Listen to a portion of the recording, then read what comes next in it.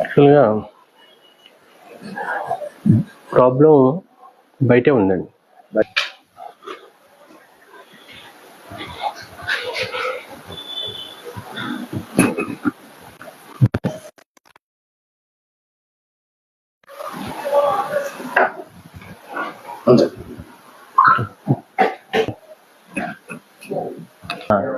ఓకేనా, ఆపరేషన్స్ చేయించాను.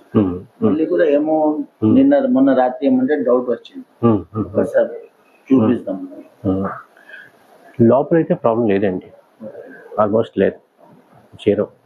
ప్రాబ్లం ఎట్లుందంటే బయటే ఉందండి.